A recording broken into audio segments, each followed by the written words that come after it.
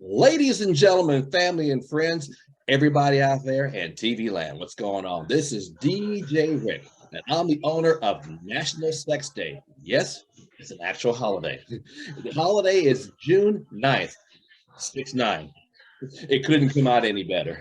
And we're the only one that's registered on a calendar. So with that being said, we're doing podcasts with different people from different aspects of the sexual culture, whether it be from the health aspect, whether it be from the counseling and sex coaching, and also the adult entertainers. And I have one great entertainer. She's kind of a newbie, but you know what? You're going to get to know her really fast, y'all. She goes by the name of Lavender. She is here with me today. Lavender, how you doing, boo? I am doing fantastic. Thank you so much. Thanks for having me on.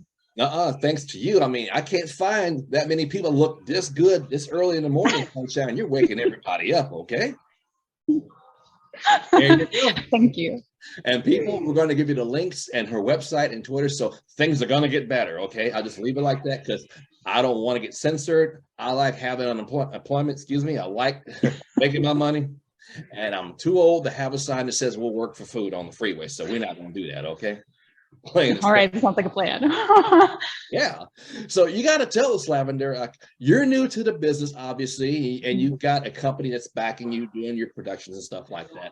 And for those trying to get into the business, they may need some pointers. But you got to tell me, did you just wake up one day and say, you know what, I'm going to be an adult actress and the rest is history? So that is an interesting story. A lot of this actually started when Roe v. Wade got overturned. I was looking for a way to take a more public stand about bodily autonomy. Okay. And what more public stand can you take? So for me, it started with OnlyFans, and then it turned into adult film. And yeah, I guess you could say I kind of woke up one day. I've always been comfortable with that part of myself. I should say I've always been, but it's something I've worked very hard to become comfortable with. Yeah. And now I'm comfortable enough to do it in front of a camera.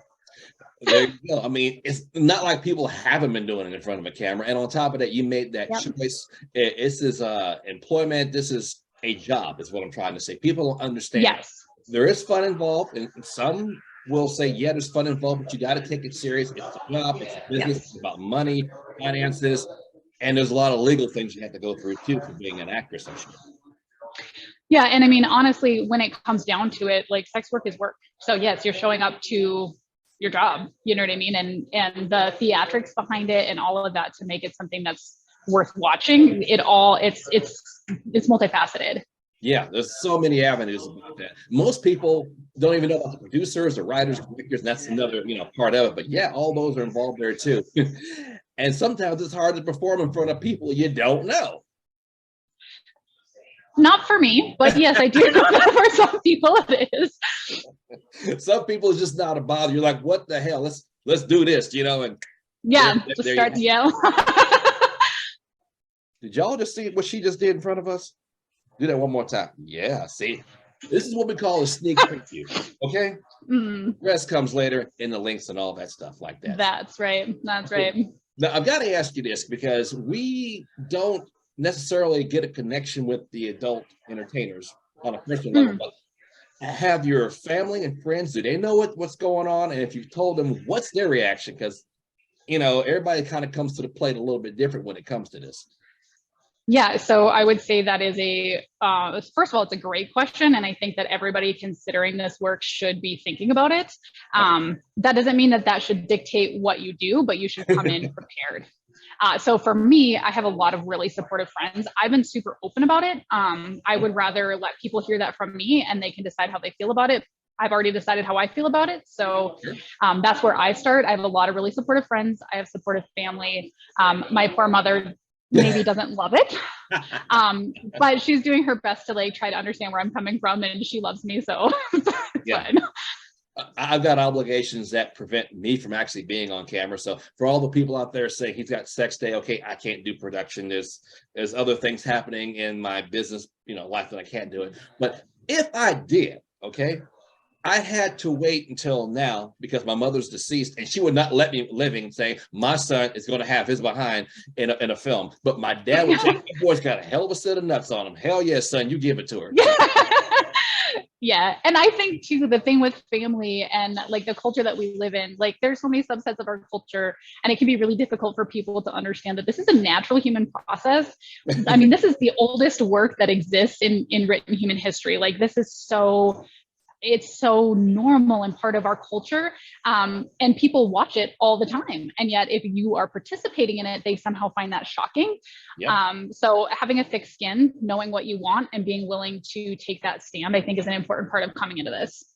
Because we've been taught this in our culture, also in some religious aspects too, that Mm-hmm. this is behind closed doors, what you do. And I'm not going to say one way or the other about that. I'm just saying if you choose to do it, that is your choice. You can do as you see fit. It's legal, 18 and up. We tell people that Yep. the website, it's adults only. We have a kid filter with what we do. But if that's what you want to do and people want to check it out, well, then so be it.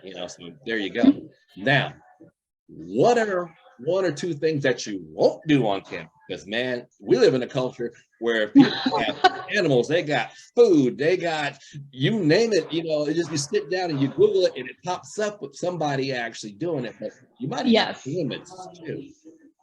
Yeah. So I came from I would say I have some exposure to like the BDSM world and some of that maybe appeals more to me. So like my limits, I would say, are a little bit further. But literally just this morning, I was talking to someone that I'm booking with, and they asked for waterworks. That's a no for me. And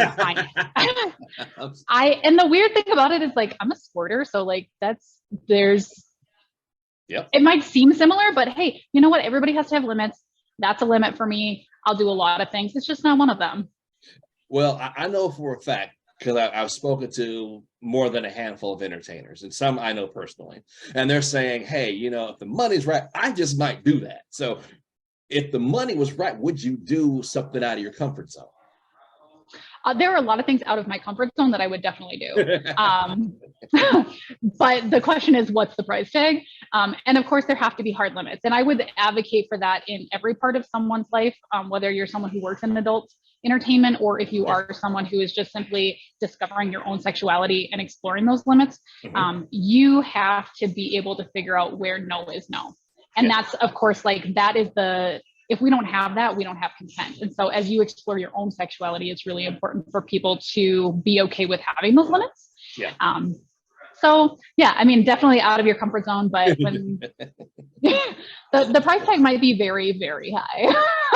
Yeah, I can see it. Okay, here's X amount of dollars. We're going to do this. And you're like, okay, I wasn't too comfortable about that right now. And on camera, you got to make it look like you like it. Oh, yeah. You are hungry for it. Yes. You gotta sell it. That's what people are saying. Yeah. A lot of folks who are doing this business may not particularly like the act, but they like the financial aspects of it. At the same time, they sell it by making you, make it seem like they like everything. You just kind of put up with it. But it's an act. It's film.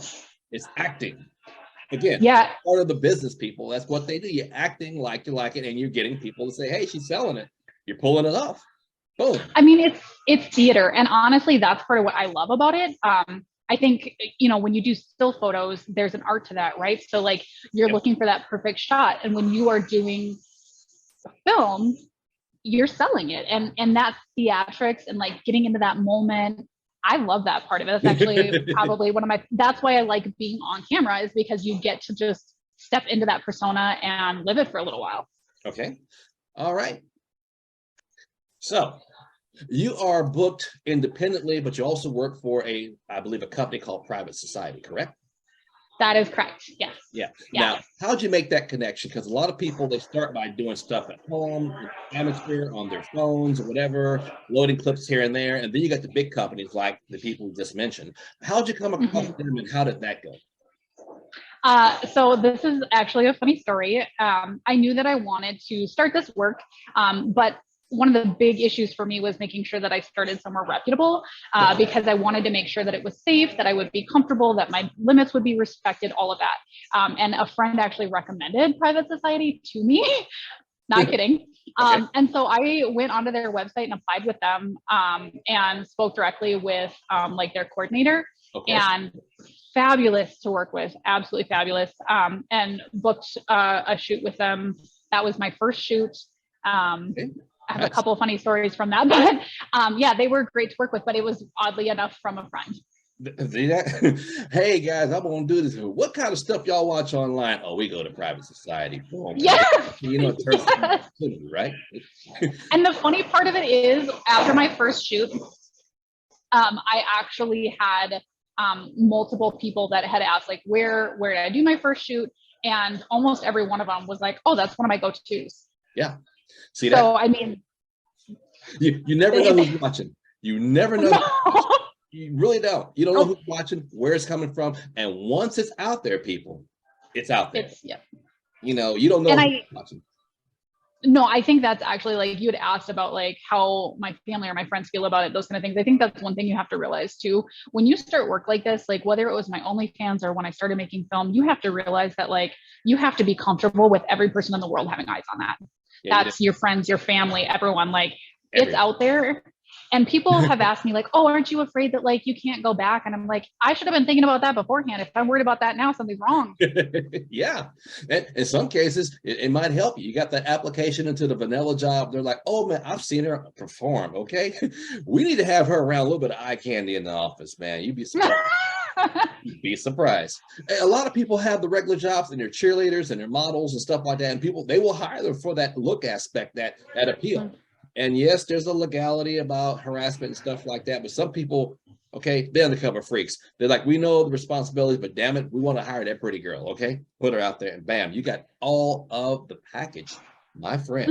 I'd love to see you under my tree for Christmas. You hear me? With a bow. Well, no. See, the bow's too complicated. Then you might try to tie me up, and I'm scared of that. Well, that just might be an exposure issue. Like it's all about trust. Yeah, trust, and you know, it's just, I don't know.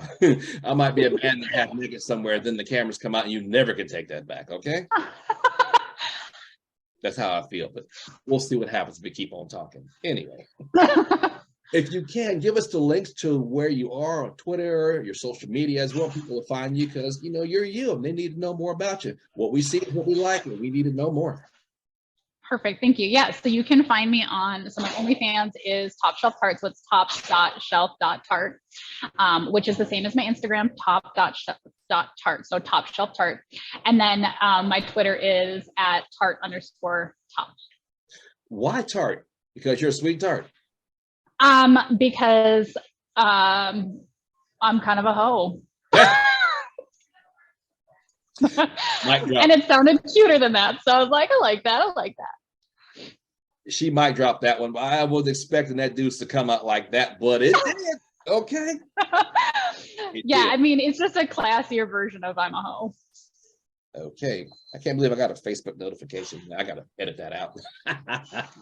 Kind of wrong, but that's how we do it right here. Hey, man, appreciate you being on here. We're going to post it on the website, of course, nationalsexday.net. I got you on Twitter. I did see that the other day, so I'm going to, you know, let everybody know where you are and where we are and stuff like that. And will you promise to come back and see me again? I would love to. I love it already. If you're ever in the Dallas and Fort Worth area, would you come by and visit me? I would also love that. Yes. Mwah. Check it out. I got my vanilla show, so I can put you on the air. We can talk about this as well. In fact, the radio network has over 7 million people that follow us, so we got a big following. Wow. Yes, we do. That's why I do both a podcast and I broadcast. So I'm all about the microphone, plain and simple. Great having you, Lavender. You're wonderful. You're hot. You're good looking. And open up that jacket for me one more time. I'm saying, y'all. I don't need to get my eyes checked. I'm going to cancel my optometrist appointment later on today. That's how we do that. So thank you so much, my friend. Appreciate having you on, and we'll talk to you soon, okay? Take care.